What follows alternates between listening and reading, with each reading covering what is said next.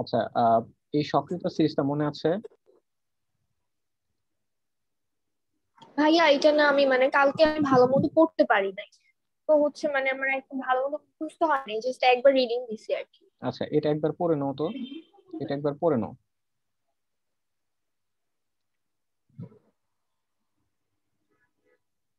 কে কে নাম একাইবার এলো, যেন ফিরে শোনা পায়, হাই কোথাকার হাজি হাজি পিটাবে আমায়।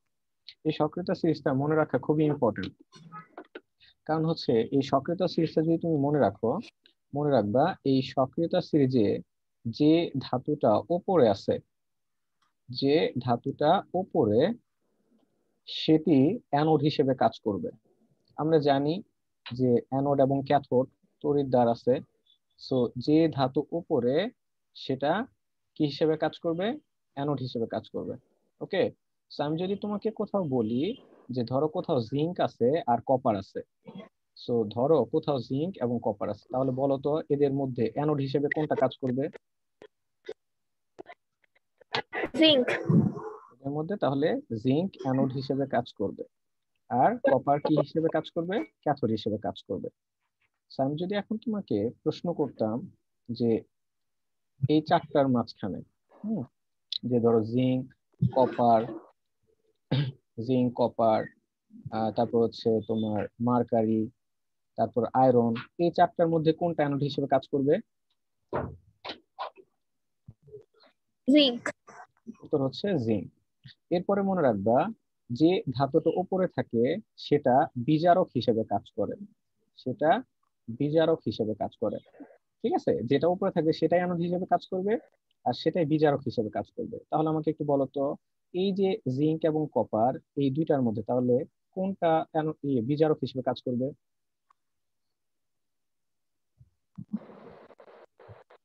জিঙ্ক।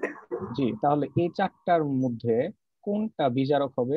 অনেক জায়গায় কোশ্চেন আসে, নিচের কোনটি সবল বিজারক, নিচের কোনটি সবল বিজারক, তাহলে এই চারটার মধ্যে কোনটা উত্তর হবে?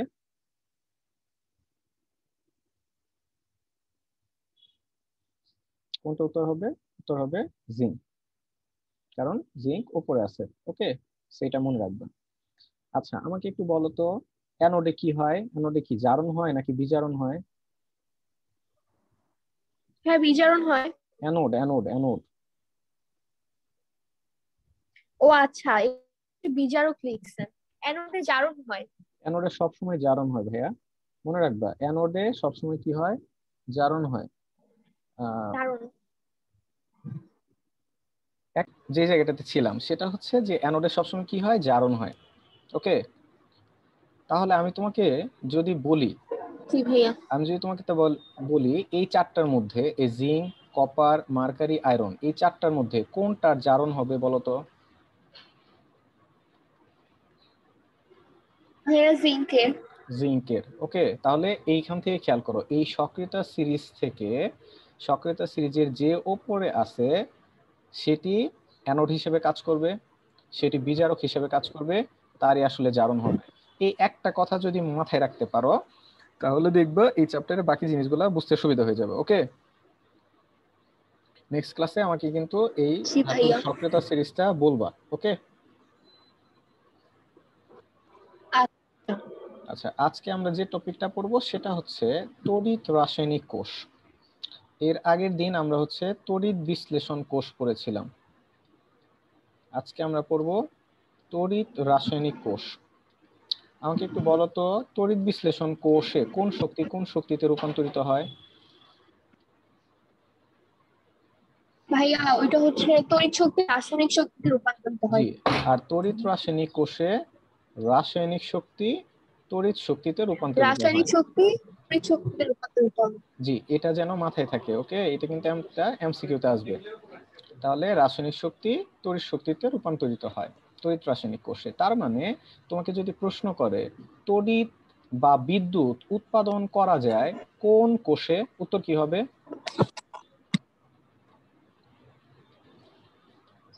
ভাইয়া কি বুঝি নাই, আবার বলেন। কোশ্চেন করেছি যে কোন কোষে বিদ্যুৎ উৎপাদন করা যায় বা তড়িৎ উৎপাদন করা যায়।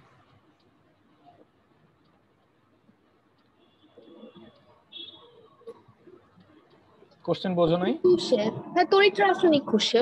জি, সো এটা এমসিকিউতে আসবে যে কোন কোষে বিদ্যুৎ উৎপাদন করা যায় বা তড়িৎ উৎপাদন করা যায়। তো তড়িৎ রাসায়নিক কোষে, তড়িৎ রাসায়নিক কোষ হচ্ছে যে কোষে রাসায়নিক শক্তি তড়িৎ শক্তিতে রূপান্তরিত হয় তাকে তড়িৎ রাসায়নিক কোষ বলে।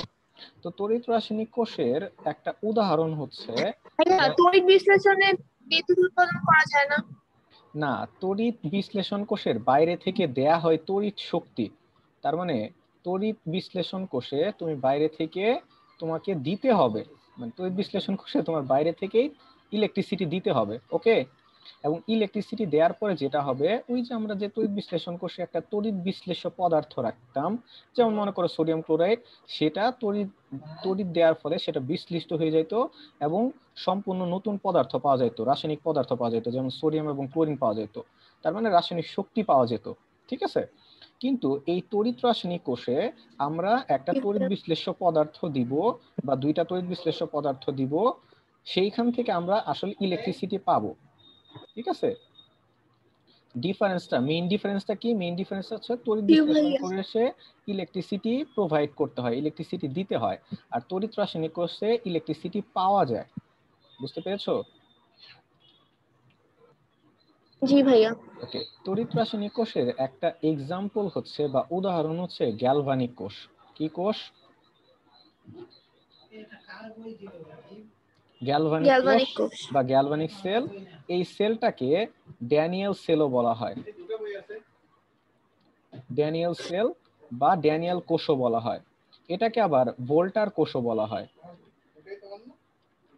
ভোল্টার সেল, ঠিক আছে। সো এইভাবে মনে রাখবা তড়িৎ রাসায়নিক হ্যাঁ কোষে। এরকম কোষ কি শুধু তড়িৎ রাসায়নিক কোষেই থাকে?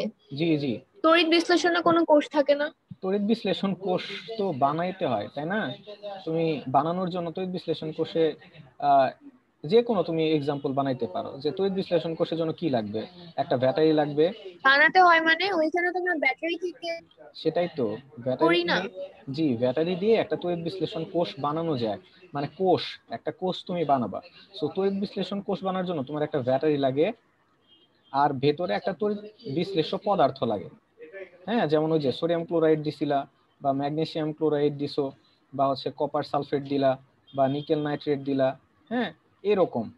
তো এইরকম তড়িৎ বিশ্লেষ্য একটা পদার্থ দেওয়া লাগে আর একটা ব্যাটারির সাথে কানেক্ট করে দেওয়া লাগে, দুইটা তড়িৎ দ্বারের সাথে, তাহলে একটা তড়িৎ বিশ্লেষণ কোষ হয়ে যায়। বুঝতে পেরেছো? জি ভাইয়া। আচ্ছা, এখন কথা হচ্ছে আমরা, সেই কোষের নাম কি? সেই কোষের কোনো নাম নেই? সেটা তড়িৎ বিশ্লেষণ কোষ, সেটার আলাদা কোনো নাম নেই। তো তড়িৎ রাসায়নিক কোষ, আমিও তড়িৎ রাসায়নিক কোষ আচ্ছা ঠিক আছে। মানে বানাই দেখাবো, হ্যাঁ তড়িৎ রাসায়নিক কোষ একটা বানাই দেখাবো, কিন্তু এক্সাম্পল গুলো মনে রাখবা। তড়িৎ রাসায়নিক কোষের একটা এক্সাম্পল হচ্ছে গ্যালভানিক কোষ। তো আমরা হচ্ছে স্পেসিফিক্যালি একটু গ্যালভানিক কোষটা নিয়ে পড়বো, কারণ তোমাদের বইতে গ্যালভানিক কোষ আলোচনা করা আছে, ওকে।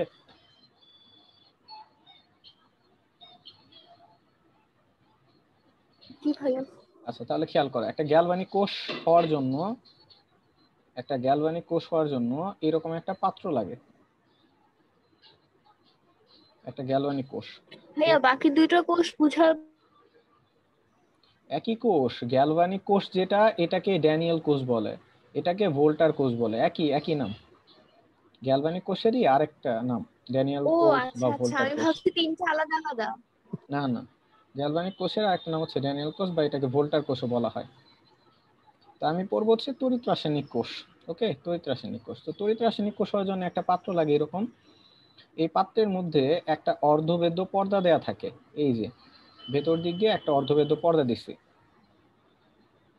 এটা হচ্ছে একটা অর্ধ ভেদ্য পর্দা, মানে সেমি পারমিয়েবল স্ক্রিন। হ্যাঁ, এটা সেমি পারমিয়েবল, এই অর্ধভেদ্য পর্দার বৈশিষ্ট্যটা হচ্ছে এটা সেমি পারমিয়েবল। সেমি পারমিয়েবল মানে হচ্ছে এই অর্ধভেদ্য পর্দার মধ্য দিয়ে শুধুমাত্র আয়ন বিনিময় হইতে পারে। আয়ন, কি বিনিময় হইতে পারে? আয়ন বিনিময় হতে আয়ন। পারে। তো খেয়াল করো, এইখানে একটা পাত্র থাকে, এই পাত্রের মধ্যে একটা অর্ধভেদ্য পর্দা দেয়া থাকে, এই পর্দার দুই পাশে দুইটা দ্রবণ নেওয়া থাকে। তো এক পাশে এক পাশে জিঙ্ক সালফেট দ্রবণ নেওয়া থাকে আর অপর পাশে কপার সালফেট দ্রবণ নেওয়া থাকে। বুঝতে পেরেছো? জি ভাইয়া। আচ্ছা, এই জিঙ্ক সালফেট দ্রবণের মধ্যে একটা দণ্ড দেয়া থাকে জিঙ্ক দণ্ড, আর কপার সালফেট দ্রবণে একটা দণ্ড দেয়া থাকে, সেটা হচ্ছে কপার দণ্ড। ঠিক আছে? কপার দণ্ড। আচ্ছা, এবার খেয়াল করো, যেহেতু তড়িৎ রাসায়নিক কোষে কি উৎপন্ন হয়? তড়িৎ শক্তি উৎপন্ন হয়। তাহলে আমরা যে এই যে তড়িৎ কোষটা বানাবো, এই তড়িৎ কোষের তড়িৎ উৎপন্ন হয়েছে কিনা, বিদ্যুৎ উৎপন্ন হয়েছে কিনা, এটা প্রমাণ করার জন্য আমরা যেটা করব, এই যে জিঙ্ক এবং কপার এই দুইটা দণ্ডকে বাইরের একটা তারের সাথে একটা লাইটের সাথে যুক্ত করে দিব। ঠিক আছে?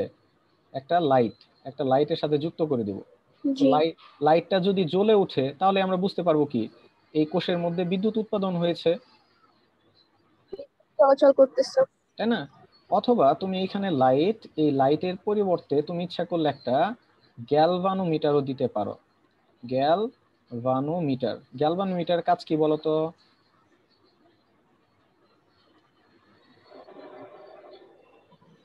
ভাইয়া ভুলেইছি তো, ওই যে বিদ্যুতের বিদ্যুৎ উপস্থিতি। হচ্ছে মানে বিদ্যুতের ব্যালেন্স করে রাখে না, হ্যাঁ, মানে বিদ্যুতের উপস্থিতি নির্দেশ কতটুকু করে। বিদ্যুৎ যাচ্ছে। না না, কতটুকু না, বিদ্যুৎ যাচ্ছে কিনা এটা দেখায়। তার মানে গ্যালভানোমিটারে এরকম একটা কাঁটা থাকে। ঠিক আছে? এই যে গ্যালভানোমিটার কাঁটা থাকে, সেই কাঁটাটা যদি নড়ে, হ্যাঁ, বিক্ষেপ দেয়, হ্যাঁ, তখন বিদ্যুৎ গেলে সেটা নড়তে থাকে। জি। এইখানে তুমি ইচ্ছা করলে লাইট গ্যালভানোমিটারের পরিবর্তে তুমি ইচ্ছা করলে একটা ভোল্ট মিটারও দিতে পারো। কি দিতে পারো? Volt metre. Volt metre. Volt metre তোমাকে দেখায় ভোল্টেজ। তার মানে এইখানে যদি কোনো একটা বিদ্যুৎ তৈরি হয়, তাহলে সেটার ভোল্টেজটা কতটুকু সেটাও তুমি মেজার করতে পারবা ভোল্ট মিটারের মাধ্যমে। বুঝতে পেরেছো? জি। তাহলে দেখো, খুবই সিম্পল একটা জিনিস যে একটা তড়িৎ রাসায়নিক কোষ কিভাবে হয়। একটা তড়িৎ রাসায়নিক কোষের একটা পাত্রের মধ্যে দুইটা দ্রবণ থাকে, তাই না? এক পাশে থাকে জিঙ্ক সালফেট দ্রবণ আর এক পাশে থাকে কপার সালফেট দ্রবণ, এবং এই দুইটা দ্রবণকে একটা অর্ধবেদ্য পর্দা দিয়ে আলাদা করা থাকে। এই অর্ধবেদ্য পর্দার বৈশিষ্ট্য হচ্ছে এর মধ্যে দিয়ে শুধুমাত্র কি করতে পারে, এই পাশ থেকে এই পাশে আয়ন বিনিময় হতে পারে, এই পাশ থেকে এই পাশে আয়ন বিনিময় হতে পারে। ঠিক আছে? তুমি যেটা করলা সেটা হচ্ছে এই যে দ্রবণগুলা জি ছিল, ভাইয়া। এই দ্রবণগুলোর মধ্যে দুইটা দণ্ড নিয়েছো, যেমন জিঙ্ক সালফেট দ্রবণে জিঙ্ক দণ্ড নিয়েছো, কপার সালফেট দ্রবণে কপার নিয়েছো, এবং জিঙ্ক এবং কপার এই দুইটা দণ্ডকে একটা তারের সাহায্যে এর সাথে লাইটের সাথে যুক্ত করে রাখছো। ঠিক আছে? তো এটাই হচ্ছে একটা তড়িৎ রাসায়নিক কোষের এক্সাম্পল। তো এই এই এক্সাম্পলটাকে গ্যালভানিক কোষও বলা হয়। হ্যাঁ, এটাকে গ্যালভানিক কোষও বলা হয়, বা এটাকে আরেকটা নাম হচ্ছে ড্যানিয়েল কোষ বা ভোল্টার কোষও বলা হয়। তাহলে তোমাকে যদি বলে গ্যালভানিক কোষ কিভাবে গঠন হয়, তাহলে কিভাবে বলবা? বলবা যে একটা তড়িৎ রাসায়নিক কোষের জিঙ্ক সালফেট দ্রবণে জিঙ্ক দণ্ড, কপার সালফেট দ্রবণে কপার দণ্ড নিয়ে একটা অর্ধবেদ্য পর্দা দিয়ে আলাদা করা থাকে, পৃথক করা থাকে, এবং জিঙ্ক দণ্ড কপার দণ্ডকে বাইরের একটা লাইটের সাথে যুক্ত করে তড়িৎ রাসায়নিক কোষ বা গ্যালভানিক কোষ তৈরি করা হয়। বুঝতে পেরেছো? জি ভাইয়া। এখন একটা জিনিস খেয়াল করো তো, এই যে আমরা যখন তড়িৎ বিশ্লেষণ কোষ পড়েছিলাম, তড়িৎ বিশ্লেষণ কোষ, এই তড়িৎ বিশ্লেষণ কোষে আমরা কি করেছিলাম, যে একটা ব্যাটারি দুইটা দণ্ড নিয়েছিলাম, তাই না? একটা তড়িৎ বিশ্লেষ্য পদার্থ নিয়ে দুইটা দণ্ড নেই, এই দণ্ডকে ব্যাটারি পজিটিভ প্রান্ত আর নেগেটিভ প্রান্তের সাথে যুক্ত করি, তাই না? এবং ব্যাটারি পজিটিভ জি প্রান্তের ভাইয়া। সাথে যেটা আমরা যুক্ত করি সেটাকে আমরা অ্যানোড বলেছিলাম, ব্যাটারি নেগেটিভ প্রান্তের সাথে যেটা যুক্ত করি সেটাকে আমরা ক্যাথোড বলেছিলাম, তাই না? কিন্তু এই যে তড়িৎ রাসায়নিক কোষ, জি এখানে ভাইয়া। তো কোনো ব্যাটারি নাই। তো এইখানে কোনটা অ্যানোড কোনটা ক্যাথোড হবে এটা আমি বুঝবো কিভাবে?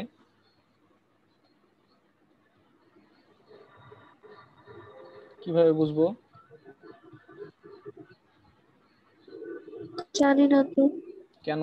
একটু একটু খেয়াল করো তো, কিছুক্ষণ আগে আমি কি বলছিলাম, যে এই যে সক্রিয়তা সিরিজ, এই সক্রিয়তা সিরিজের যে ধাতু উপরে থাকে সেই ধাতু অ্যানোড হিসেবে কাজ করে, আর যে ধাতু নিচে ও থাকে আচ্ছা। সেটা ক্যাথোড হিসেবে কাজ করে। তাহলে এইখানে কে কে আছে? জিঙ্ক আর কপার আছে। তাহলে আমাকে একটু বলো তো, কে অ্যানোড হিসেবে কাজ করবে? জিঙ্ক। তাহলে জিঙ্ক এই তড়িৎ রাসায়নিক কোষের জিঙ্কটা হচ্ছে অ্যানোড, বা গ্যালভানিক কোষের জিঙ্কটা হচ্ছে অ্যানোড, আর কপারটা হচ্ছে কি ক্যাথোড। বুঝতে পেরেছো? ক্যাথোড। ওকে। জি ভাইয়া। ওকে, এখন একটু খেয়াল করো, আমরা জানি কোষে কি হয়, অ্যানোডে জারণ হয়, ক্যাথোডে কি হয়, বিজারণ হয়। তাহলে এইখানে খেয়াল করো, এইখানে অ্যানোডের কি কারণ বিক্রিয়াটা হবে। এইখানে খেয়াল করো, অ্যানোড, অ্যানোডে কে, অ্যানোডটা কার, জিঙ্কের, তাই না? পিঙ্ক। অ্যানোডে জিঙ্ক যাবে, তো অ্যানোডে জিঙ্ক আছে, সরি অ্যানোডে জিঙ্ক আছে, সো অ্যানোডে কি হয়, জারণ হয় না বিজারণ হয়? ইলেকট্রন ছেড়ে দিবে, জি জারণ হবে। জি, অ্যানোডে জারণ হয়, তার মানে ইলেকট্রন ছেড়ে দিবে, সো জিঙ্ক দুইটা ইলেকট্রন ছেড়ে জিঙ্ক 2+ হয়ে যাবে। বুঝতে পেরেছি? জি ভাইয়া। এবং দেখো ক্যাথোড, ক্যাথোডে কি হয়, ক্যাথোডে বিজারণ হয়, ক্যাথোডে কি হয়, বিজারণ হয়। তাহলে একটু খেয়াল করো, বিজারণ। আমরা তো এটা জানি, ক্যাথোডে কে যায়, ক্যাটায়ন যায়, তাই না? ক্যাথোডে কে যায়, ক্যাটায়ন। হ্যাঁ। তাহলে একটু খেয়াল করো, ক্যাটায়ন। এই যে এইখানে কপার সালফেট, কপার সালফেট দ্রবণেই তো আমি কপার রেখেছি, সো কপার সালফেটের এখানে কি আছে, কপার 2+ আয়ন আছে, এই কপার 2+ আয়নটা 2 ক্যাথোডে প্লাস। যায়, এটা এইখানে যায় Cu2+, দেন এই Cu2+ এইখানে গিয়ে দুইটা ইলেকট্রন গ্রহণ করে, যেহেতু বিজারণ মানে ইলেকট্রন গ্রহণ, সো বিজারণ করে কপার হিসেবে এইখানে জমা হইতে থাকে। বুঝতে পেরেছো? জি ভাইয়া। এবার একটা জিনিস খেয়াল করো তো, এই যে আমার অ্যানোডটা ছিল, অ্যানোডে জিঙ্ক দুইটা ইলেকট্রন ছেড়ে দিয়ে জিঙ্ক আয়ন হয়ে যায়, তাই না? জিঙ্ক হ্যাঁ। দুইটা ইলেকট্রন ছেড়ে দিয়ে জিঙ্ক আয়ন হয়ে যায়। এবার খেয়াল করো, এই যে আমার যে জিঙ্কটা আছে, এই জিঙ্ক দুইটা ইলেকট্রন ছেড়ে দিয়ে এই ইলেকট্রনগুলোকে দণ্ডে রাখবে, এবং জিঙ্ক আয়ন যেটা আছে, এই জিঙ্ক আয়নটা দ্রবণে চলে যাবে। বুঝতে পেরেছো? সো অ্যানোডে আসলে বেসিক্যালি কি হয়, জিঙ্ক জি দুইটা ভাইয়া। ইলেকট্রন ছেড়ে দিয়ে জিঙ্ক আয়ন হিসেবে আয়নটা চলে যায় দ্রবণে। জিঙ্ক আয়নটা কোথায় চলে যায়, দ্রবণে চলে যায়। জিঙ্ক আয়ন, জিঙ্ক আয়ন চলে যায় দ্রবণে, কিন্তু ইলেকট্রনগুলোকে সে রেখে যায় কোথায়, দণ্ডে, জিঙ্ক দণ্ডে। বুঝতে পেরেছো? দ্বন্দ্বে। আচ্ছা, তাহলে খেয়াল করো তো, এই জি দণ্ডে ভাইয়া। আস্তে আস্তে ইলেকট্রনের পরিমাণ বাড়তেছে না? যদি জিঙ্ক দুইটা করে ইলেকট্রন ছেড়ে দেয়, তাহলে এই দণ্ডে ইলেকট্রনের পরিমাণ বাড়তেছে, এন্ড দ্যাটস ওয়াই এই জন্য বলা হয় যে তড়িৎ রাসায়নিক কোষের অ্যানোডটা হচ্ছে নেগেটিভ। বুঝতে পেরেছো? বুঝতে পেরেছো? জি ভাইয়া। ওকে, এবার একটু খেয়াল করো ক্যাথোডে আসলে কি হচ্ছে। জি ভাইয়া। তাহলে অ্যানোডটা যদি নেগেটিভ হয়, তাহলে ক্যাথোডটা ডেফিনেটলি কি হবে, পজিটিভ। কেন হবে পজিটিভ? পজিটিভ। কারণ খেয়াল করো, এই যে ক্যাথোডে আসলে কি হচ্ছে, Cu2+ যাচ্ছে না, তাহলে এখানে কি পজিটিভ আয়ন যাচ্ছে না, হ্যাঁ। এই জন্য এই ক্যাথোডটা হয় পজিটিভ। বুঝতে পেরেছো?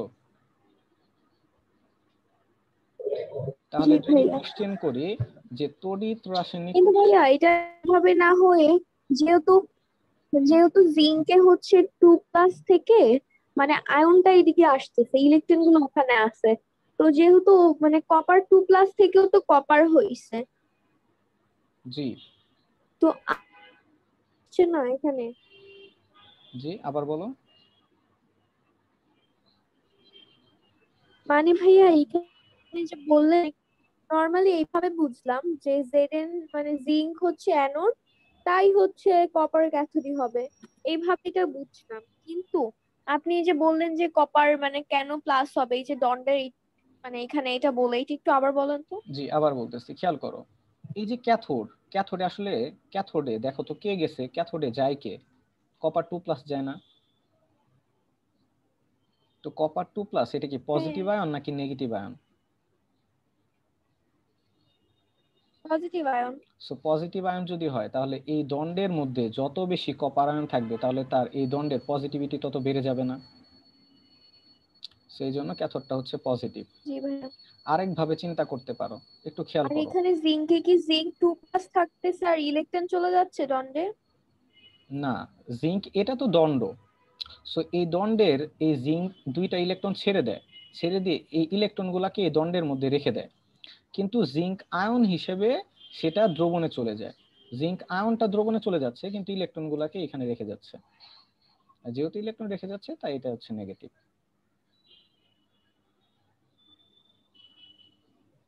জি ভাইয়া। আরেক ভাবে তো চিন্তা করতে পারো, খেয়াল করো তো ক্যাথোডে আসলে কি হয়, ইলেকট্রন গ্রহণ হয় না? তাহলে খেয়াল হ্যাঁ। করো এই যে জিঙ্ক যে ইলেকট্রন গুলাকে এই পাশে ছেড়ে দেয়, ওই ইলেকট্রন গুলাই তখন হচ্ছে এই যে এই বাইরের তার দিয়ে এই বাম পাশ থেকে ডান পাশে আসে। আর ইলেকট্রন গুলা যখন বাম পাশ থেকে ডান পাশে আসে, ওই ইলেকট্রন গুলাকে এই কপার আয়ন গ্রহণ করে, তখন হচ্ছে এই যে কপার হিসেবে মুক্ত হয়। তাহলে একটু চিন্তা করো, ইলেকট্রন এই ডান পাশের এই দণ্ডটা যদি পজিটিভ নাই হতো, তাহলে ইলেকট্রন তো নেগেটিভ, সে কি বাম পাশ থেকে ডান পাশে আসতো? না। সো ক্যাথোডটা হচ্ছে পজিটিভ। বুঝতে পেরেছো? জি ভাইয়া, ভাইয়া এখন বুঝতে পারছি। তাহলে এখান থেকে এমসিকিউ আসবে যে গ্যালভানিক সেলের অ্যানোড পজিটিভ না নেগেটিভ, বলো। গ্যালভানিক সেলের অ্যানোড পজিটিভ না নেগেটিভ? নেগেটিভ। Negative, right. এটা কিন্তু এমসিকিউ আসবে। তাহলে ক্যাথোডটা কি?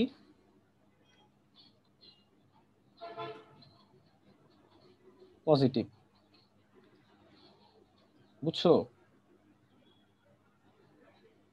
জি ভাইয়া। এখন তাহলে আমাকে একটু বলো, এই যে আমরা যখন তড়িৎ বিশ্লেষণটা পড়েছিলাম, তড়িৎ বিশ্লেষণের অ্যানোডটা কি হয় বলো তো? পজিটিভ হয় না নেগেটিভ হয়? পজিটিভ। পজিটিভ। সো এগুলা কিন্তু এমসিকিউ তে আসবে। ঠিক আছে, এটা কিন্তু আবার পজিটিভ, আর ক্যাথোডটা কিন্তু নেগেটিভ। সো উল্টা কিন্তু মাথায় রাখতে হবে। ঠিক আছে, যে তড়িৎ বিশ্লেষণ কোষের অ্যানোড হচ্ছে পজিটিভ, কারণ কি? কারণ জি হচ্ছে এটা ভাইয়া। ব্যাটারির পজিটিভ প্রান্তের সাথে যুক্ত ছিল, দ্যাটস ওয়াই এটা পজিটিভ। আর এটা ব্যাটারির নেগেটিভ প্রান্তের সাথে যুক্ত ছিল, এটা দ্যাটস ওয়াই নেগেটিভ। আর তড়িৎ বিশ্লেষণ কোষের কি হয়? তড়িৎ বিশ্লেষণ কোষের আচ্ছা তড়িৎ, ভাইয়া, জি বলো। এখানে জিঙ্ক সালফেট, কপার সালফেট ছাড়া অন্য কোনো দ্রবণও দিতে পারে? Very good question. দিতে পারে, তবে সেটা তখন গ্যালভানিক সেল হবে না, তখন অন্য সেল হয়ে যাবে। তবে সেটা অবশ্যই তড়িৎ রাসায়নিক কোষ। সেটার নাম আমরা কি সেটা জানি না, কিন্তু সেটাও একটা তড়িৎ রাসায়নিক কোষ হবে। যেমন মনে করো তুমি হচ্ছে এইখানে দিলা ও সিলভার আচ্ছা। নাইট্রেট, তুমি সিলভার নাইট্রেট দিলা। হ্যাঁ, আচ্ছা ওয়েট, ধরো, তার মানে গ্যালভানে গ্যালভানিক কোষ শুধু এই দুইটাই থাকে, জি গ্যালভানিক কোষে এছাড়া জিঙ্ক অন্য কিছু সালফেট, থাকতে জি পারে? না, গ্যালভানিক কোষে জিঙ্ক সালফেট দ্রবণে জিঙ্ক দণ্ড থাকে, কপার সালফেট দ্রবণে কপার থাকে। তুমি ইচ্ছা করলে এরকম একটা কোষ বানাইতে পারো। ধরো তুমি একটা সিলভার নাইট্রেট দ্রবণ নিলা, সিলভার নাইট্রেট দ্রবণে সিলভার রাখলা, আর এই পাশে রাখলা হচ্ছে ধরো তুমি একটা কপার সালফেট দ্রবণ, কপার সালফেট দ্রবণে তুমি কপার রাখলা, বাইরে এইখানে একটা তুমি লাইটের সাথে বা গ্যালভানোমিটার সাথে যুক্ত করে দিলা। তো এটাও একটা তড়িৎ রাসায়নিক কোষ হয়ে যাবে তখন। বুঝতে পেরেছো? জি ভাইয়া। আরেকটা জিনিস মনে রাখবা, যে যে ধাতুটা জি। অ্যানোড বা ক্যাথোড হিসেবে নেওয়া হয়, তারই আসলে দ্রবণ নেওয়া হয়। অথবা এইভাবে চিন্তা করতে পারো, যার দ্রবণ নেওয়া হবে সেই ধাতুরই একটা দণ্ড নেওয়া হয়। যেমন কপার সালফেট দ্রবণে কপার দণ্ড নেওয়া হয়েছে, সিলভার নাইট্রেট দ্রবণে সিলভারকে নেওয়া হয়েছে, জিঙ্ক সালফেট দ্রবণে জিঙ্ক দণ্ডকে নেওয়া হয়েছে। বুঝতে পেরেছো? জি ভাইয়া। আচ্ছা, এবার এইখান থেকে দেখো, এই এইখানে আসলে বিদ্যুৎটা কিভাবে তৈরি হচ্ছে। তোমাকে যদি বলে যে তড়িৎ রাসায়নিক কোষের বিদ্যুৎ কিভাবে তৈরি হচ্ছে, ব্যাখ্যা করো। হ্যাঁ, খেয়াল করো।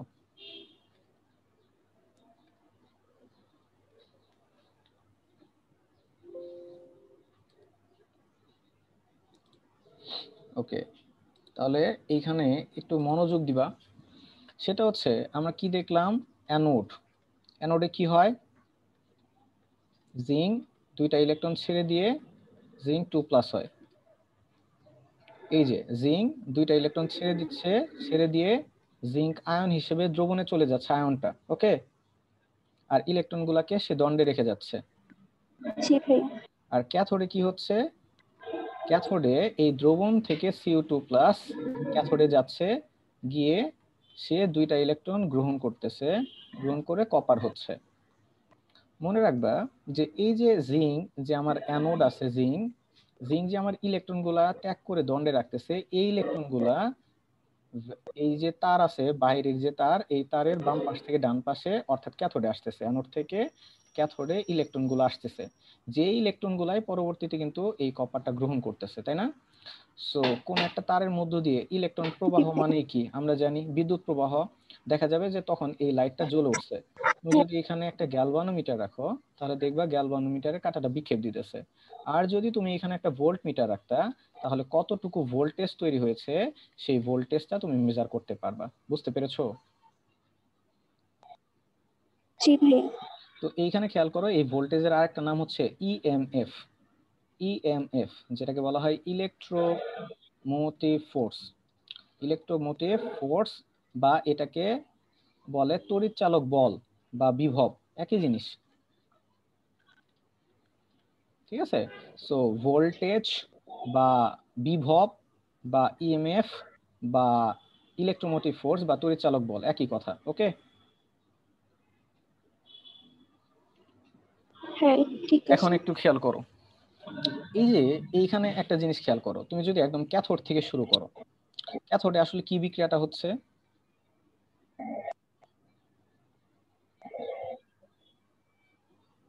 বলো? ক্যাথোডে কি কি হচ্ছে? বিক্রিয়া বলতে জারণ বিজারণের ভিতরে বিজারণ? হ্যাঁ, বিজারণ হচ্ছে। আর ক্যাথোডে ঘটতেছে কি, মানে কিভাবে বিজারণটা হচ্ছে এটা একটু বলো তো। ক্যাথোডে বলবা মানে যে সে আয়ন দ্রবণ থেকে থেকে। ইলেকট্রন গ্রহণ করে ধাতুতে পরিণত হচ্ছে। জি, তো ওই যে আয়নটা আসতেছে থেকে, তো এটা বলবা, একটু স্পেসিফিক্যালি বলবা যে কপার সালফেট দ্রবণ থেকে কপার আয়ন ক্যাথোডে আসে, এসে সে 2টা ইলেকট্রন গ্রহণ করে, কপার হিসেবে ক্যাথোডে জমা হয়, তাই না?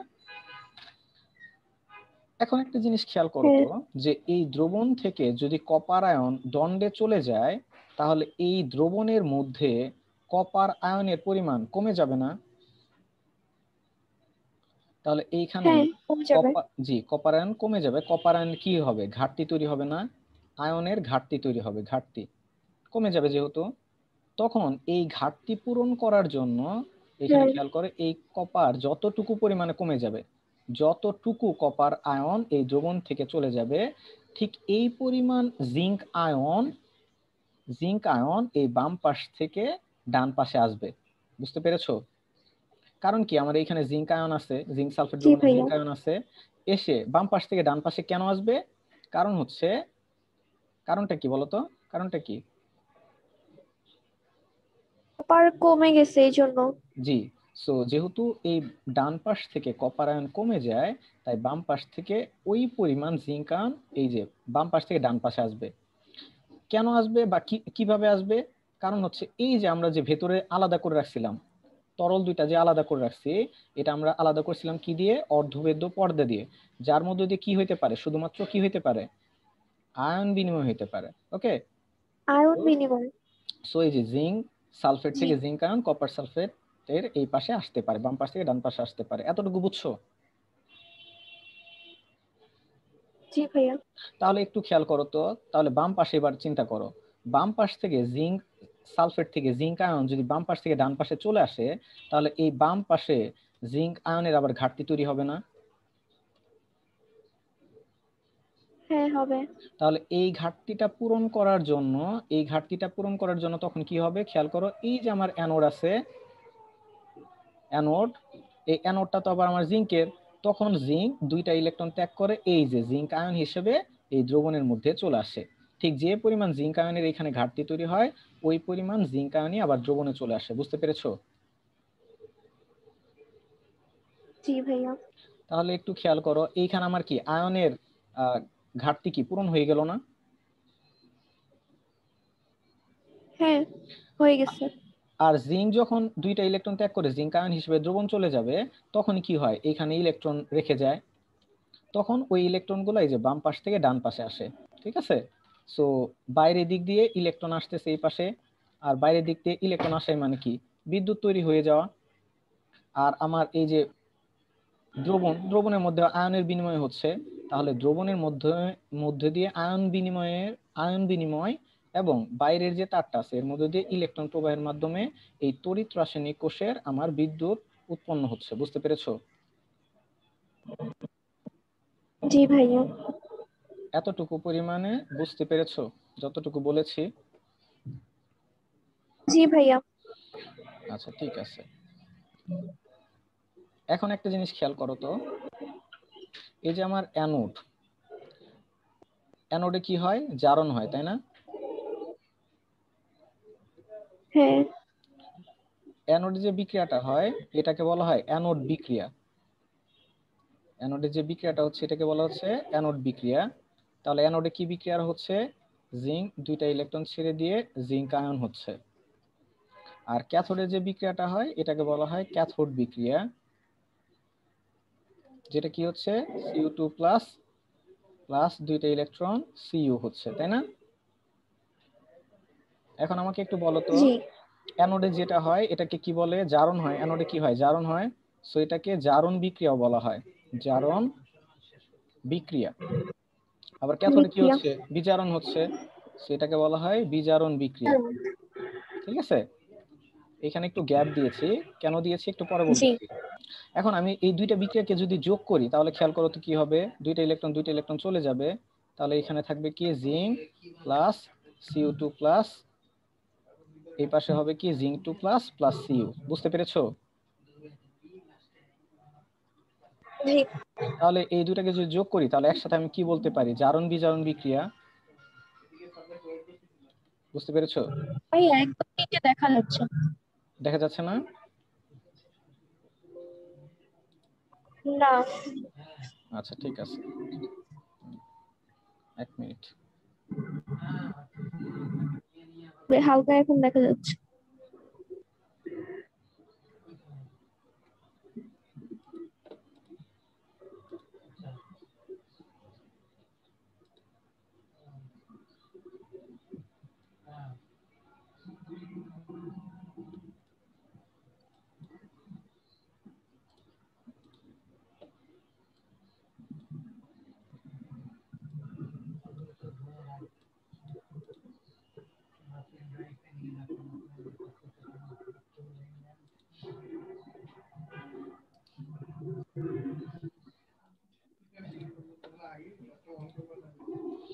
ওকে, এখন দেখা যাচ্ছে? জি আচ্ছা তাহলে একটু খেয়াল করো, এইখানে বেসিক্যালি কি হচ্ছে, এটা জারণ বিক্রিয়া, এটা বিজারণ বিক্রিয়া। সো দুইটাকে যোগ করলে আমি পাচ্ছি কি জিঙ্ক 2 প্লাস প্লাস Cu। একসাথে আমি কি বলতেছি? জারণ বিজারণ বিক্রিয়া বলতেছি। ওকে জি ওকে, তাহলে একটু খেয়াল করো, এই যে আমাদের তড়িৎ রাসায়নিক কোষটা হচ্ছে, তাহলে তড়িৎ রাসায়নিক কোষে কি বিক্রিয়া হয়? জারণ বিজারণ বিক্রিয়া হয়। তো এটাকে পূর্ণ কোষ বিক্রিয়া বলা হয়, পূর্ণ কোষ বিক্রিয়া। অ্যানোডের বিক্রিয়া এবং ক্যাথোডের বিক্রিয়া দুইটাকে একসাথে কি বলা হয়? কোষ বিক্রিয়া বলা হয়। অ্যানোডের বিক্রিয়া এবং ক্যাথোডের বিক্রিয়াকে কোষ একত্রে বিক্রিয়া। পূর্ণ কোষ বিক্রিয়া বলা হয়। তার মানে এই যে এই বিক্রিয়া, পুরো বিক্রিয়াটা হচ্ছে একটা কোষ বিক্রিয়া। ঠিক আছে, তো কোশ্চেন কিন্তু আসবে যে গ্যালভানিক কোষের, গ্যালভানিক সেলের তোমার হচ্ছে কোষ বিক্রিয়াটা লিখো। তো অ্যানোডের বিক্রিয়া ক্যাথোডের বিক্রিয়াটা দেওয়ার পরে এই কোষ বিক্রিয়াটাও দিতে হবে। ঠিক আছে? ঠিক আছে। আচ্ছা এবার একটা জিনিস খেয়াল করো, এই যে জারণ বিজারণ যে বিক্রিয়াটা হচ্ছে, এই জারণ বিজারণ বিক্রিয়াটার একটা অংশে কি হচ্ছে? জারণ হচ্ছে, আর একটা অংশে কি হচ্ছে? বিজারণ হচ্ছে। তো অ্যানোডে কি হয়? বেসিক্যালি অ্যানোডে হয় জারণ বিক্রিয়া, ক্যাথোডে হয় বিজারণ বিক্রিয়া। তো আমার এই যে অ্যানোডে জারণ হচ্ছে, এই বিক্রিয়াটাকে বলা হয় জারণ অর্ধ বিক্রিয়া। আর ক্যাথোডে যে আমার বিজারণ হচ্ছে এটাকে বলা হয় বিজারণ অর্ধ বিক্রিয়া। বুঝতে পেরেছো? সো অ্যানোডে, কারণ কি জারণ বিজারণ বিক্রিয়ার জি অর্ধেক অংশ হচ্ছে অ্যানোডে, জারণ অংশটুকু হচ্ছে অ্যানোডে, আর জারণ বিজারণ বিক্রিয়ার অর্ধেক অংশ হচ্ছে বিজারণটা হচ্ছে ক্যাথোডে। দ্যাটস ওয়াই এটাকে জারণ অর্ধ বিক্রিয়া আর এটাকে বিজারণ অর্ধ বিক্রিয়া বলে। বুঝতে পেরেছো? জি ওকে, সো জারণ অর্ধ বিক্রিয়া বোঝা গেল, বিজারণ অর্ধ বিক্রিয়া বোঝা গেল, জারণ বিজারণ বিক্রিয়াও বোঝা গেছে। আচ্ছা ভাই, এখানে জারণ অর্ধ বিক্রিয়া মানে হচ্ছে মানে বাকি অর্ধেক জারণটা হচ্ছে অন্য ইয়াতে থাকে এই জন্য। জি, মানে জারণ বিজারণ এটা হচ্ছে একটা পূর্ণ বিক্রিয়া। তো এই পূর্ণ বিক্রিয়ার একটা অংশ হচ্ছে তোমার অ্যানোডে, শুধু জারণ হচ্ছে ওইখানে, ওইখানে তো বিজারণ হচ্ছে না। আর ক্যাথোডে শুধু বিজারণ হচ্ছে। সো একটা একটা বিক্রিয়ার যদি তুমি অর্ধেক ও অংশকে ভাঙো, আচ্ছা আচ্ছা। এই জন্য বলা হচ্ছে। বুঝতে পেরেছো? জি আচ্ছা ঠিক আছে। সো আমি যদি একটু আরেকবার বলি আসলে গ্যালভানিক কোষে কিভাবে ইলেকট্রিসিটিটা পাস হচ্ছে। কি করা হয়? একটা তড়িৎ রাসায়নিক কোষ বা গ্যালভানিক কোষ, গ্যালভানিক সেল যদি তৈরি করতে চাও কিভাবে তৈরি করবো আমাকে একটু বলো তো। দুইটা দ্রবণ নিতে হবে। একটা জিঙ্ক সালফেট দ্রবণ নিব, ভেরি কপার গুড। সালফেট দ্রবণ নিব। কপার জিঙ্ক সালফেট দ্রবণ নিব। সালফেট দ্রবণে জিঙ্ক দণ্ড নিব, কপার ভেরি সালফেট গুড, দ্রবণে কপার দণ্ড। Very good. দেন এই দুইটা দণ্ডকে তারপর কি একটা করব? গ্যালভানোমিটার বা ভেরি গুড, একটা গ্যালভানোমিটারের সাথে যুক্ত করে দিব। এরপর কি হবে? অ্যানোড, অ্যানোডে বিক্রিয়া হবে। অ্যানোডে কি হবে? জিঙ্ক হ্যাঁ দুইটা ইলেকট্রন ছেড়ে দিয়ে কি হবে? জিঙ্ক 2+ হবে। আর ক্যাথোডে কি হবে? জিঙ্ক 2+, Cu2+, দুইটা ইলেকট্রন গ্রহণ দুইটা করে। ইলেকট্রন গ্রহণ করে কপার ধাতু পরিণত হবে। জি, তারপরে আমরা যদি এই দুটাকে যোগ করি তখন আমরা জারণ বিজারণ বিক্রিয়া পাবো। তাহলে জিঙ্ক প্লাস Cu2+, আর এইখান থেকে পাবো জিঙ্ক 2+ প্লাস Cu, তাই না? হ্যাঁ বুঝতে পেরেছো? সো এটা হচ্ছে আমার পুরো বিক্রিয়া। এখন একটু খেয়াল করো, এইখানে আমরা হচ্ছে ইএমএফ বের করব।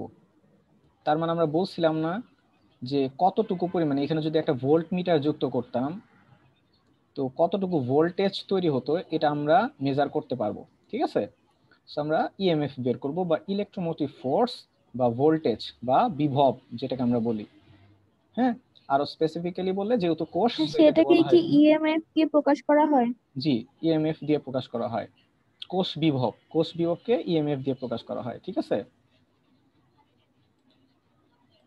জি আচ্ছা, এবার খেয়াল করো, ভালো করে শোনো। এখানে যে আমার এই যে অ্যানোডটা আছে, এই অ্যানোডে দুইটা ইলেকট্রন ত্যাগ করার ফলে অ্যানোডে যে পরিমাণ শক্তির প্রয়োজন হয় এটাকে বলা হয় অ্যানোড বিভব। কি বলা হয়? অ্যানোড বিভব। জি, অ্যানোড বিভব। এই লেখাগুলা পরীক্ষায় কিন্তু বাংলায় লিখবা, অ্যানোড বিভব, বা এটার আরেকটা নাম হচ্ছে জারণ বিভব। জারণ বিভব, যেহেতু অ্যানোডে জারণ হয় সো এটাকে জারণ বিভব বলা হয়। আর ক্যাথোডে, এই যে ক্যাথোডে ইলেকট্রন গ্রহণ করার ফলে যে পরিমাণ শক্তির উদ্ভব হয় সেটাকে বলা হয় ক্যাথোড বিভব বা বিজারণ বিভব, যেহেতু ক্যাথোডে বিজারণ হচ্ছে। সো অ্যানোডে ইলেকট্রন ছেড়ে দিতে যে পরিমাণ শক্তি প্রয়োজন হয় এটাকে বলা হয় অ্যানোড বিভব, আর ক্যাথোডে ইলেকট্রন গ্রহণের ফলে যে পরিমাণ শক্তি মুক্ত হয়, তৈরি হয়, সেটাকে বলা হয় ক্যাথোডের বিজারণ বিভব। ঠিক আছে? বুঝতে পেরেছো এতটুকু? জি এখন খেয়াল করো, অ্যানোডে বেসিক্যালি কি জি হয়? ভাইয়া। অ্যানোডে জারণ হয়। সো আমি এই যে জারণ বিভবটা, এটা লিখার একটা পদ্ধতি আছে। পদ্ধতিটা হচ্ছে ইলেকট্রোমোটিভ ফোর্সের জন্য লেখা হয় ই, আর জিঙ্ক থেকে আমার কি হচ্ছে, জিঙ্ক আয়ন হচ্ছে, জিঙ্ক থেকে হচ্ছে কি জিঙ্ক আয়ন, এই বিষয়টা বোঝানো হয় জিঙ্ক থেকে জিঙ্ক আয়ন হচ্ছে। তো এইখানে কি লেখা হয়? এইখানে বোঝানো হয় কপার আয়ন থেকে কপার হচ্ছে। থেকে এই জিনিসটা বোঝার জন্য আমরা এই যে স্ল্যাশটা ইউজ করি। জিঙ্ক থেকে জিঙ্ক আয়ন হচ্ছে, অ্যানোডে কি হচ্ছে, জিঙ্ক থেকে জিঙ্ক আয়ন হচ্ছে। সো এই বিষয়টা বোঝার জন্য জিঙ্ক থেকে zinc ion, zinc slash zinc ion. আবার কপার আয়ন থেকে কপার হচ্ছে, সো এই জিনিসটাকে বোঝানোর জন্য ব্যবহার করা হয় কপার আয়ন থেকে কপার হচ্ছে কপার স্ল্যাশ কপার। সো এই যে খেয়াল করো, আমি যখন অ্যানোড বলতেছি, জারণ বিভব যখন বের করব তখন এটা লেখা হয় ই Z N slash Z N 2+। বুঝতে পেরেছো? সিমিলারলি তোমার হচ্ছে জি ক্যাথোডে এটা লেখা হয় ই অফ Cu2+ স্ল্যাশ Cu। বুঝতে পেরেছো? জি তো এইখানে খেয়াল করবা ইএমএফ, ইএমএফ মানে হচ্ছে জারণ বিভব প্লাস বিজারণ বিভব। অর্থাৎ একটা কোষের জারণ বিভব এবং বিজারণ বিভবের যোগফলকে বলা হয় কি? ইএমএফ, বা এটার একটা নাম হচ্ছে কোষ বিভব। কোষ বিভব, তার মানে কোষ বিভব মানে কি? জারণ বিভব প্লাস বিজারণ বিভব। বুঝতে পেরেছো? বুঝতে পেরেছো? জি তো ইএমএফ বা কোষ জি বিভব একই ভাইয়া। কথা। এই জারণ বিভবের আরেকটা নাম কি? অ্যানোড বিভব। সো তোমাকে বলতে পারে অ্যানোড বিভব প্লাস ক্যাথোড বিভব, একই কথা। বুঝতে পেরেছো? জি ভাইয়া। এই জিনিসটা কিন্তু খুবই ইম্পর্টেন্ট। হ্যাঁ, কোষ বিভবের সূত্রটা কিন্তু অবশ্যই মনে রাখতে হবে, এটা দিয়ে আমরা ম্যাথ করব। তাহলে কোষ বিভব মানে কি? জারণ বিভব এবং বিজারণ বিভব। আচ্ছা, কোনো একটা কোষে যদি জারণ বিভব দেয়া থাকে এবং বিজারণ বিভব দেয়া থাকে, তাহলে এই মান দুইটা জাস্ট যোগ করে দিলে আমরা কি পেয়ে যাব? কোষ বিভব বা হচ্ছে ইএমএফ পেয়ে যাব। ওকে। আচ্ছা, তাহলে আমি যদি এই গ্যালভানিক সেলের জন্য আমি কোষ বিভব লিখতাম, এটাকে লেখা হয় ই সেল। ই সেল বা কোষ বিভব বা ইএমএফ একই কথা, ই সেল। তাহলে ই সেল ইকালস টু কি? আমার প্রথমে অ্যানোড বিভব, তারপর হচ্ছে ক্যাথোড বিভব। তাহলে E of E Z N slash Z N two plus plus E of, sorry, হ্যাঁ, ই সেল আর ইএমএফ তো একই কথা। জি জি একই কথা। ই সেল বা ইএমএফ একই কথা, এগুলা কোষ বিভব একই কথা। তাহলে এই কোষের জন্য গ্যালভানিক কোষের জন্য আমরা যদি ই সেল বের করতে চাই, তাহলে আমাদের সূত্রটা কি হবে? E of Z N two plus E of CU two plus CU. বুঝতে পেরেছো? জি। তাহলে এখন দেখো, এইখানে যদি একটা কোশ্চেন দিতাম যে এরকম বললাম, জিঙ্ক, ধরো তোমাকে আমি বললাম এরকম, জিঙ্কের জারণ বিভব 0.76 ভোল্ট এবং কপারের বিজারণ বিভব প্লাস 0.34 ভোল্ট, তাহলে কোষ বিভব কত কত হবে? কিভাবে করবা? প্রশ্ন বুঝেছো? জিঙ্কের কি বিভব বিভব আর দেয়া হচ্ছে আছে? কপার বিজারণ কপারের কি দেয়া বিভব আছে? যোগ দিব। তাহলে খেয়াল জারণ করো, বিভব, জিঙ্কের জারণ বিজারণ। বিভব। তো জিঙ্কের জারণ মানে কি? জিঙ্কের জারণ হওয়া মানে কি? জিঙ্ক দুইটা ইলেকট্রন ছেড়ে দিয়ে জিঙ্ক আয়ন হয়, এটাই তো জিঙ্কের জারণ, তাই না? আবার কপারের হ্যাঁ বিজারণ বিভব মানে কি? কপারের বিজারণ মানে কি? কপার 2 প্লাস দুইটা ইলেকট্রন গ্রহণ করে কপার হয়, এটাই তো কপারের বিজারণ বিভব, তাই না? হ্যাঁ তাহলে এই যে E E of Z N two plus, আমরা তো এটা জানি, জেড এন থেকে জেড এন টু প্লাস, আর কপার আয়ন থেকে কপার, এটাই তো হচ্ছে, এটা জারণ এটা বিজারণ। সো এইখানে বসাবো plus 0.76 plus 0.34, so plus 1.10 volt. বুঝতে পেরেছো? এটাই অ্যান্সার। জি। আচ্ছা, এবার একটা জিনিস খেয়াল করো, ধরো তোমার এরকম ভ্যালু দেয়া আছে, E of Z N slash Z N two plus মানে হচ্ছে প্লাস 0.76 ভোল্ট। তাহলে আমাকে একটু বলো তো, এটা কি জারণ বিভব দেয়া আছে না বিজারণ বিভব দেয়া আছে?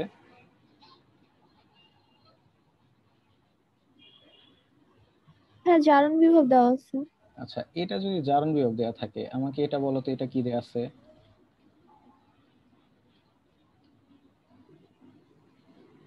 ধরো এইখানে আমি একটা ভ্যালু দিয়ে দিলাম,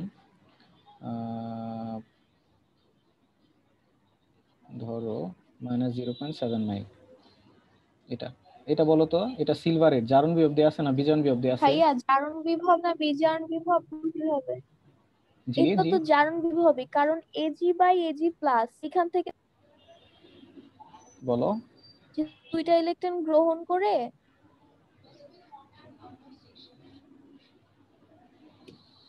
না ভাইয়া, আমি বলছি যে জারণ বিভব না বিজারণ বিভব, এইটা কি হচ্ছে ভাইয়া -0.799 মান দেখে বুঝবেন, মানে মান দেখে বুঝবো, নাকি হচ্ছে এজি বাই মানে এই পাশে লিখাটা দেখে বুঝবো? এই পাশে লিখাটা দেখে বুঝবো না? জি, দেখো কোনটি জারণ বিভব কোনটি বিজারণ বিভব এটা বুঝবো হচ্ছে আমার কি লেখা আছে এইখানে নিচে, আমার কি লেখা আছে সেটা দেখে। জারণ, তাহলে এটা বলো, এটা কি দেয়া আছে, জারণ না বিজারণ? জারণ। কিভাবে বুঝলা? হ্যাঁ, দুইটা ইলেকট্রন ছেড়ে দিয়ে টু প্লাসে চলে যাচ্ছে, সরি প্লাসে, সরি একটা ইলেকট্রন ছেড়ে প্লাসে চলে যাচ্ছে। ভেরি গুড, তার মানে সিলভার একটা ইলেকট্রন ছেড়ে দিয়ে সিলভার প্লাস হয়ে যাচ্ছে, তাই না? সো সিলভার থেকে সিলভার প্লাস হচ্ছে, এই জন্য আমরা এটাকে লিখেছিলাম সিলভার স্ল্যাশ সিলভার প্লাস। একটু খেয়াল করে দেখো, এই যে অ্যানোডে আমার কি হয়, অ্যানোডে জারণ হয়। সে একটু খেয়াল করে দেখো, এই যে প্রথমে ধাতু তারপর ধাতুর আয়ন, তো ধাতু তারপরে ধাতুর আয়ন থাকলে এটা চোখ বন্ধ করে হচ্ছে জারণ বিভব। হ্যাঁ, যদি এইভাবে থাকে যে প্রথমে একটা ধাতু আছে স্ল্যাশ ওই ধাতুর আয়ন, তাহলে এটা হচ্ছে কি বলবে, এটা বুঝাবে জারণ। বুঝতে পেরেছো? আর যদি কখনো জি ভাইয়া। ধাতুর আয়ন থেকে ধাতু থাকে তাহলে সেটা বোঝাবে কি, বিজারণ। ধাতুর আয়ন বিচারণ। স্ল্যাশ ধাতু, ওকে, সেটা বোঝাবে হচ্ছে কি বিজারণ। বুঝতে পেরেছো? জি। তাহলে আমাকে একটু বলো জি যে ভাইয়া।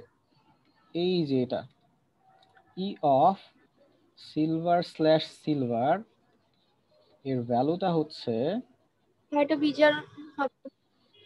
Plus 0.799 volt. তাহলে E of silver slash silver ion minus 0.79 volt. তাহলে বলো এটা কি, জারণ না বিজারণ? প্রথমটা একটা বিচারণ, সেকেন্ড একটা জারণ।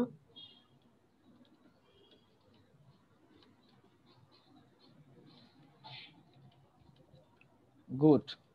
তাহলে প্রথমটা হচ্ছে বিজারণ, পরেরটা হচ্ছে জারণ।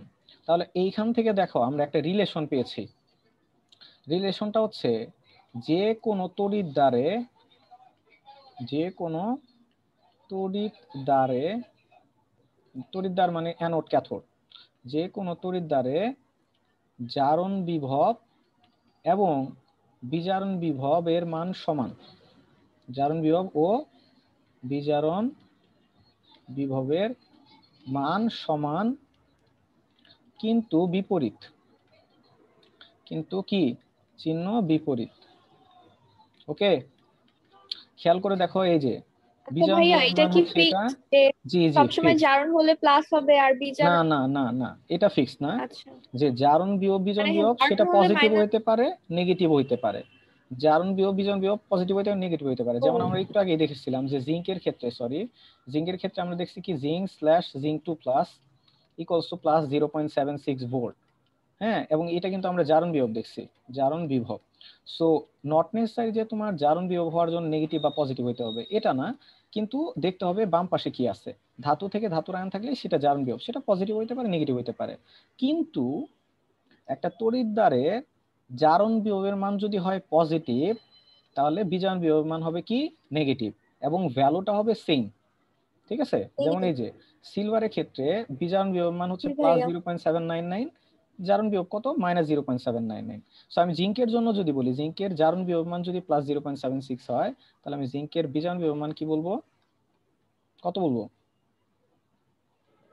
মাইনাস। Minus 0.76 volt. বুঝতে পেরেছো? জি ভাইয়া। গুড। এবার একটা জিনিস খেয়াল করো, আমরা কি পড়তেছিলাম, আমরা পড়তেছিলাম ইএমএফ বা বিভব, কোষ বিভব, তাই না? তো কোষ বিভব, হ্যাঁ। কোষ বিভবটা যদি প্রমাণ অবস্থায় বের করা হয়, কি অবস্থায়,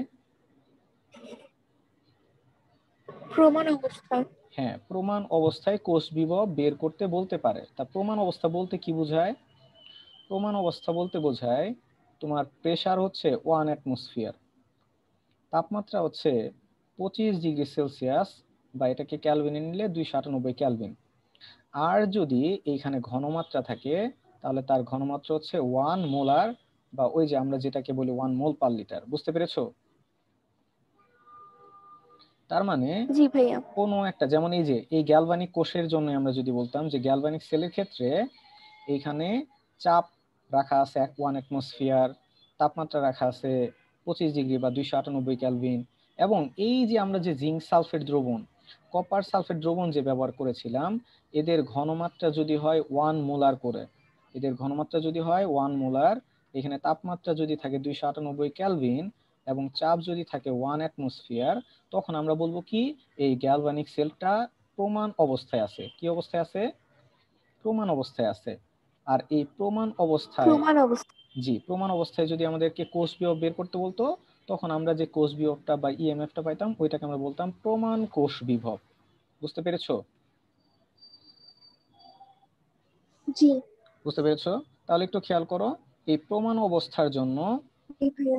জাস্ট এই সূত্রগুলাতে একটা চিহ্ন অ্যাড করে, এই যে এখানে নট ইউজ করে, ই নট, ই নট, ঠিক আছে? যেমন খেয়াল করো, আমি যদি বলতাম এটা কি সিলভারের বিজারণ বিভব, তাই না? তাহলে আমি যদি বলতাম সিলভারের প্রমাণ বিজারণ বিভব, হ্যাঁ। হ্যাঁ সিলভারের প্রমাণ বিজারণ বিভব, এটা যদি আমি বলতাম তখন আমরা এটাকে লিখতাম এইভাবে, E not silver ion slash silver. এটা হচ্ছে জিঙ্কের বিভব, জারণ বিভব। তো আমি যদি বলতাম, আচ্ছা ভাইয়া, জি এটা তো বুঝলাম, কিন্তু এই যে 0.799 এটার মান কোত্থেকে পেলেন? Very good question. এই ভ্যালুগুলা কই পাইলাম? এই ভ্যালুগুলা হচ্ছে মুখস্থ, ঠিক আছে? এখন কথা হচ্ছে তোমার কি মুখস্থ করতে হবে? না, তোমার মুখস্থ করতে হবে না, মানে এই ভ্যালুগুলা আগে থেকে বের করা, ঠিক আছে? এগুলো হচ্ছে ক্যালকুলেটেড ভ্যালু। তার মানে এইগুলা ক্যালকুলেশন করার পরে এই ভ্যালুগুলা পাইছে এবং এই ভ্যালুগুলা ফিক্সড।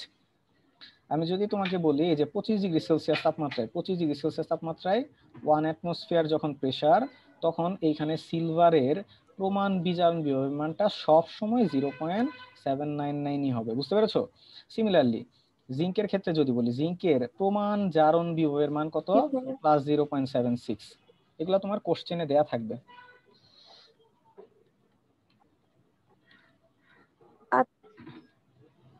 তাহলে বুঝতে পেরেছো এতটুকু? জি ভাইয়া।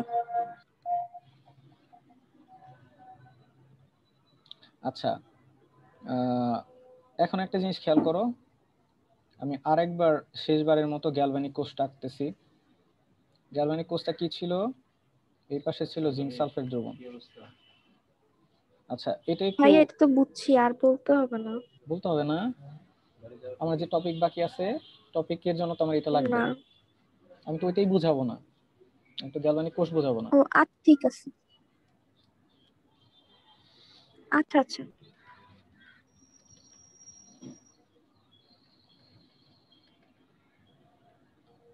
তো যেটা আমরা জানি যে জিঙ্ক সালফেট দ্রবণ, জিঙ্ক দণ্ড থাকে, কপার সালফেট দ্রবণে কপার থাকে, বাইরে একটা গ্যালভানিক এর সাথে যুক্ত করা থাকে।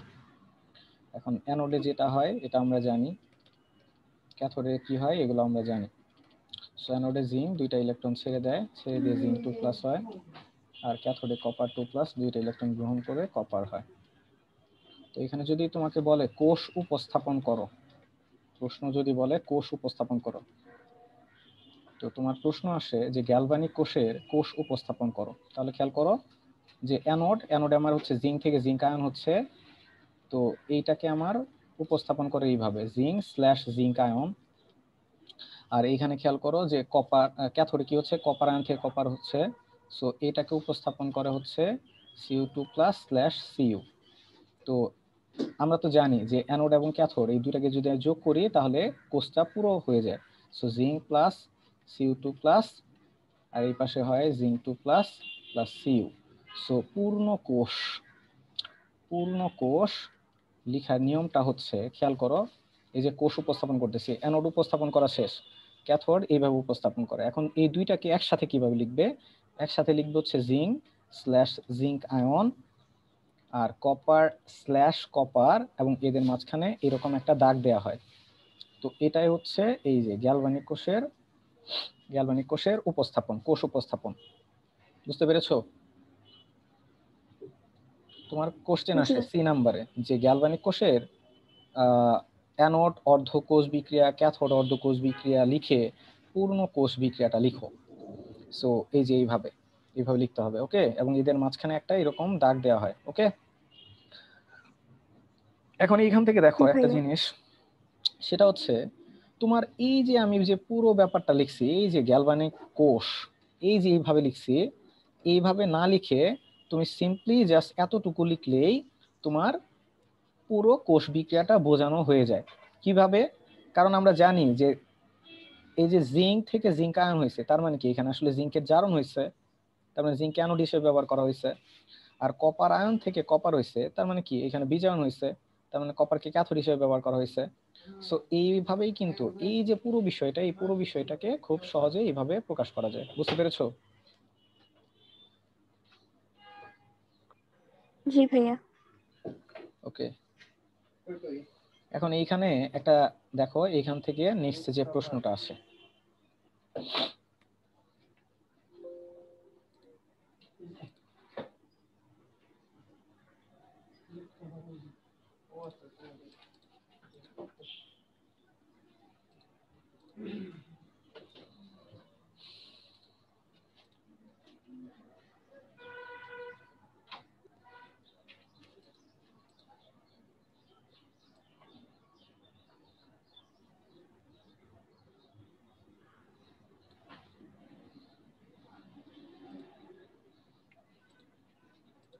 দেখো এই গ্যালভানিক কোষের এখন আমরা যে টপিকটা দেখব সেটা হচ্ছে তরল সংযোগ বিভব। সারা, আমি 1 মিনিট আসতেছি।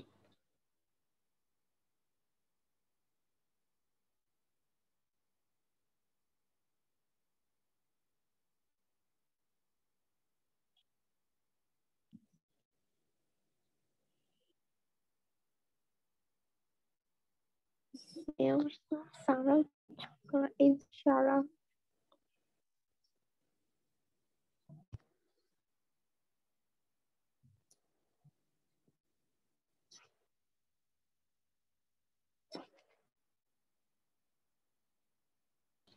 হ্যালো, জি ভাইয়া। জি দেখো, এখন আমরা যেটা দেখবো সেটা হচ্ছে তরল সংযোগ বিভব, বা এটাকে ইংলিশে বলে liquid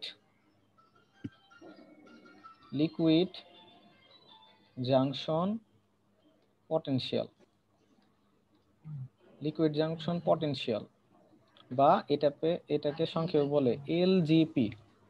LGP, liquid junction potential, বা বাংলায় বলে তরল সংযোগ বিভব।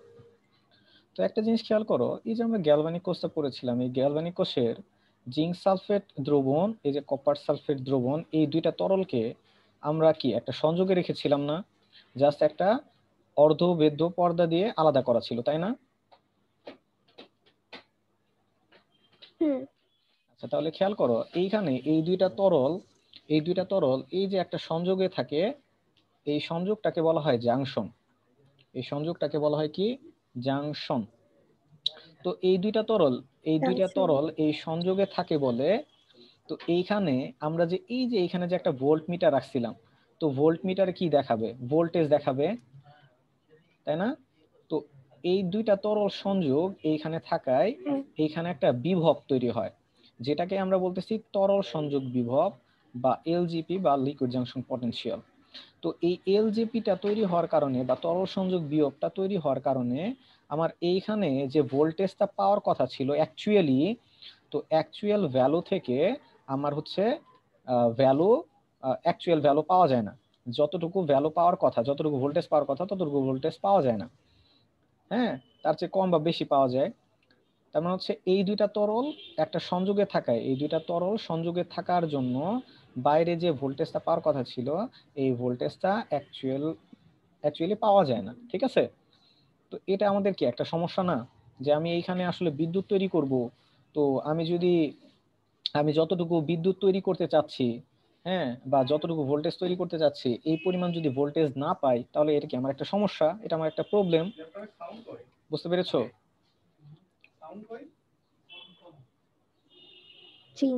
তাহলে খেয়াল করো, তরল সংযোগ বিভব কি বলতো? তরল সংযোগ বিভব বা লিকুইড জাংশন পটেনশিয়ালটা কি? যতটুকু ভোল্টেজ থাকা দরকার অতটুকু থাকে না, কম পরিমাণে থাকে এখানে। আচ্ছা, কেন থাকে না? তরল সংযোগ বিভবটা কি? যতটুকু থাকে না বা এই কম যে থাকে এটা তো অর্ধবৃত্ত না। পর্দাটা, তরল সংযোগ বিভবটা কি? কোথায় তৈরি হয় এটা? এই যে অর্ধবৃত্ত পর্দার এখানে। হ্যাঁ, এটা বলবা এইভাবে যে তরল সংযোগ বিভব কি, যদি প্রশ্ন আসে তাহলে বলবা একটা গ্যালভানিক কোষের, আমরা জানি একটা গ্যালভানিক কোষে জিঙ্ক সালফেট এবং কপার সালফেট দ্রবণদ্বয়কে একটা অর্ধবেদ্য পর্দা দিয়ে কি করা থাকে, আলাদা করা থাকে। সো এই অর্ধবেদ্য পর্দা দিয়ে যে আলাদা করা থাকে দুইটা তরল, এই দুইটা তরল হচ্ছে একটা সংযোগে থাকে। হ্যাঁ, এই সংযোগ স্থলে একটা বিভব তৈরি হয়, যে এই বিভবটাকে বলা হয় তরল সংযোগ বিভব। তো এই বিভবটা তৈরি হলে সমস্যাটা কি? এই বিভবটা তৈরি হলে সমস্যাটা হচ্ছে এই বিভব তৈরি হওয়ার জন্য আমার বাইরে যে পরিমাণ, অর্থাৎ আমার বহিস্থ যে ভোল্ট মিটারটা আছে, আমি যে পরিমাণ ভোল্টেজ পেতে চাচ্ছিলাম সেই পরিমাণ ভোল্টেজ পাওয়া যায় না। ঠিক আছে? এখন খেয়াল করো, তুমি যদি এই প্রবলেমটা দূর করে ফেলতে চাও, যদি প্রবলেম, এখন তো একটা প্রবলেম হয়েছে, সেই প্রবলেমটা তুমি সলভ করতে চাও, তাহলে সলিউশন কি বলো তো? তুমি কিভাবে সলভ করতে পারো? কি মনে হয় যে কিভাবে সলভ করা যেতে পারে? একদম নরমালি চিন্তা করো তো। আরো লিকুইড দিতে হবে। জি জি। আর জানি না তো কিভাবে করতে হবে। আচ্ছা ধরো তোমার মাথা ব্যথা হয়েছে, তাহলে কি করবো বলো? ওষুধ খাবো। না, মাথা কেটে ফেলবা। ঠিক আছে, মাথা ব্যথা হইলে মাথা কেটে ফেলতে হয়। ঠিক আছে, মানে যে প্রবলেম, সেই প্রবলেমটা দূর করে ফেলতে হয়। সো মাথায় প্রবলেম, মাথা কেটে ফেলবো, বিষয়টা হচ্ছে এরকম। তো একটু খেয়াল করো, এই দুইটা তরল যেহেতু এই সংযোগ থাকার ফলে এখানে তরল সংযোগ বিভব তৈরি হয়েছে, তাহলে এই তরল সংযোগ বিভবটা আমি দূর করে ফেলতে পারি কিভাবে, বা এই তরল সংযোগ বিভবটা যেন না তৈরি হয়, কিভাবে তৈরি হবে না বলো তো? কি করলে তৈরি হবে না? এই পর্দাটা না থাকলে। আচ্ছা পর্দা দুইটা যদি না থাকে, তাহলে তো এই দুইটা দ্রবণ তো আবার একসাথে হয়ে যাবে, তখন কোনটা জিঙ্ক সালফেট কোনটা কপার সালফেট বুঝবা কি হবে? তাহলে কি করা যেতে পারে?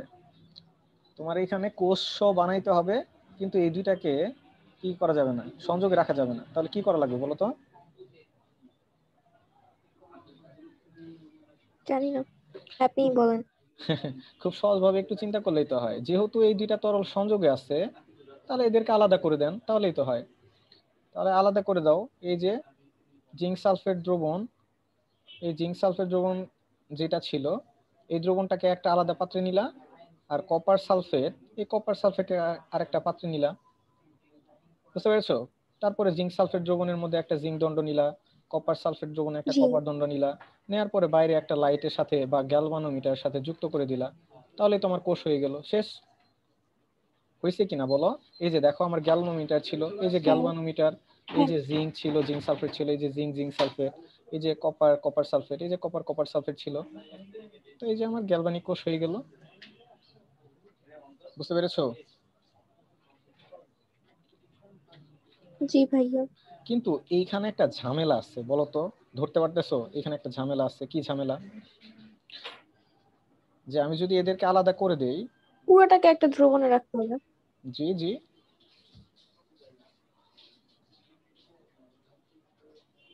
মানে না, কিছু না, দুইটা আলাদা আলাদাই তো থাকবে।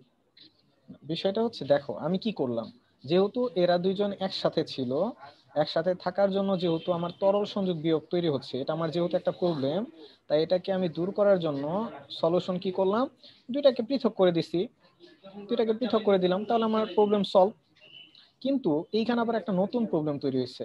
নতুন প্রবলেমটা হচ্ছে, এইখানে খেয়াল করো, মনে আছে তোমার যে এইখান থেকে জিঙ্ক আয়ন, এইখানে কপার, এই যে যখন কপার আয়ন ক্যাথোডে চলে যায়, তখন এখানে কপার আয়নের ঘাটতি তৈরি হয়, সেই ঘাটতি পূরণ করার জন্য বাম পাশ থেকে জিঙ্ক আয়ন আসে এই পাশে। মনে আছে? হ্যাঁ, হ্যাঁ। মনে আছে? হ্যাঁ আছে, মাত্রই তো বললাম। জি। তো এখন কথা হচ্ছে যে এইখানে এইখানে কি, এইখানে খেয়াল করে, এইখানে যখন বিষয়টা হবে যে এইখানে কপার 2+ আয়ন যখন হচ্ছে এই যে ক্যাথোডে চলে যাবে, তো ক্যাথোডে যাওয়ার পরে দেখো এখানে কি হয় একটু যদি বলি, যে ক্যাথোডে এখানে কি হবে, Cu2+ এখানে দ্রবণ থেকে চলে যাবে, গিয়ে দুইটা ইলেকট্রন গ্রহণ করবে, গ্রহণ করে কপার হিসেবে মুক্ত হবে। তো এই যে দুইটা ইলেকট্রন গ্রহণ করলো, এই দুইটা ইলেকট্রন পাবে কই? সো ওইটা পায় হচ্ছে এই যে জিঙ্ক তখন কি করে অ্যানোডে, কি করে, জিঙ্ক ইলেকট্রন ছাড়তে থাকে। দুইটা ইলেকট্রন ছাড়ে। সো ছেড়ে জিঙ্ক 2+ হয়ে যায়, জিঙ্ক 2+ ছেড়ে দেয় ইলেকট্রন গুলা, তখন ওই ইলেকট্রন গুলাই তো হচ্ছে এই যে বাইরের এই দিক দিয়ে বাম পাশ থেকে ডান পাশে আসে, তাই না? তো এইখানে জি এইভাবে ভাইয়া। এইভাবে এই জিনিসটাই তো হবে, অ্যানোডে এই বিক্রিয়া হবে, ক্যাথোডে এই বিক্রিয়া হবে। কিন্তু এখানে ঝামেলা হচ্ছে যখন এইখান থেকে কপার আয়ন এই দ্রবণ থেকে এখানে চলে যাবে, তাহলে এই দ্রবণের মধ্যে কি কপার আয়নের ঘাটতি তৈরি হবে না? জি ভাইয়া হবে। তাহলে এই ঘাটতিটা এইখানে পূরণ করা যাবে কিভাবে? এইখানে তো ডিরেক্টলি এইভাবে বাম পাশ থেকে এই পাশে চলে আসতো, কিন্তু এইখানে আমার এই ঘাটতিটা পূরণ হচ্ছে না। ঘাটতি যদি পূরণ না হয়, এক পর্যায়ে যদি কপার আয়ন যদি এই দ্রবণ থেকে সব চলে যায়, তাহলে তখন তো আর বিদ্যুৎ আমি পাবো না, তাই না? কারণ তখন বিদ্যুৎ আর পরিবহন হবেই না, আয়ন জি যদি ভাইয়া। সব শেষ হয়ে যায়। তাহলে তাহলে খেয়াল করো তো, যে এখানে যদি আমি কপার আয়নের অর্থাৎ আয়নের সমতাটা বা ঘাটতিটা আমি পূরণ করতে চাই, তাহলে কি করতে হবে? একটা ব্যবস্থা দরকার, তাই না? একটা সিস্টেম দরকার। এই সিস্টেমের জন্য ইউ আকৃতির একটা নল। ভাইয়া এখানে তো মানে বলো। এখানে মানে ভাই এটা একটু আবার বলবেন, এখানে তো ইলেকট্রন গুলো যাচ্ছিলই। হ্যাঁ, শুধু তো ইলেকট্রন না, তাহলে খেয়াল করো আবারও বলতেছি,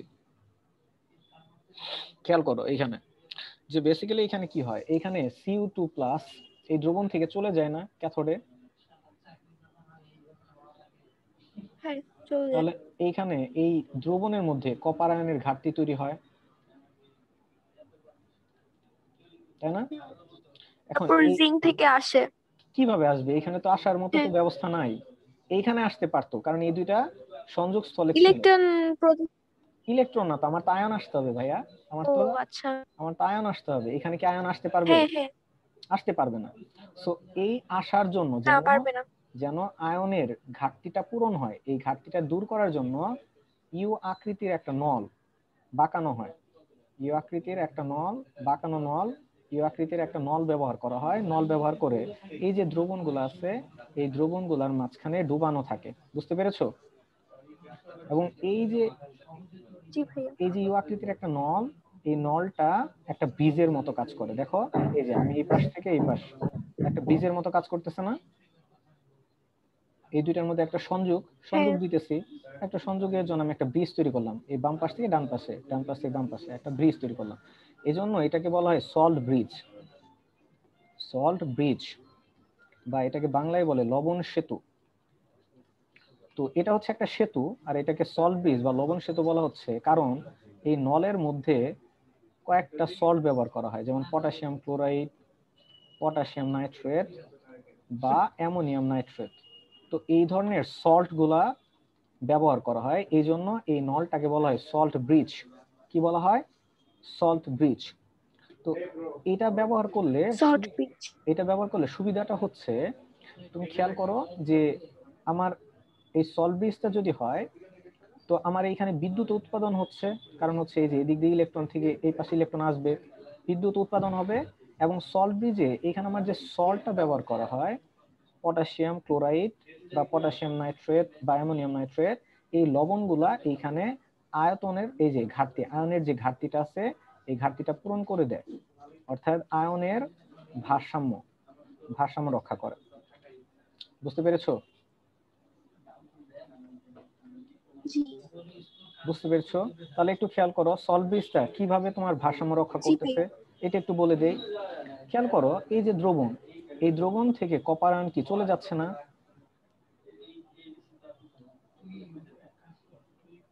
হ্যাঁ। সো খেয়াল করো, এই যে কপার সালফেটের এখান থেকে তো আমার কপার আয়ন তো এখানে চলে যাচ্ছে। তাহলে আমার বলো তো, এই ডান পাশে কপার আয়নের পরিমাণ হুম। কমে যাচ্ছে না বেড়ে যাচ্ছে? কমে যাচ্ছে। কমে যাচ্ছে। তাহলে এই যে কমে যাচ্ছে, এটা কি পজিটিভ আয়ন কমে যাচ্ছে নাকি নেগেটিভ আয়ন কমে যাচ্ছে? পজিটিভ আয়ন কমে যাচ্ছে। Very good. তার মানে পজিটিভ আয়ন কমে যাচ্ছে, পজিটিভ আয়ন কমে যাচ্ছে। তাহলে আমার এই পাশে যদি পজিটিভ আয়ন কমে যায়, তাহলে এখানে আমার কি আসতে হবে? পজিটিভ আয়ন আসতে হবে না? হ্যাঁ এই জন্য কে প্লাস আসবে।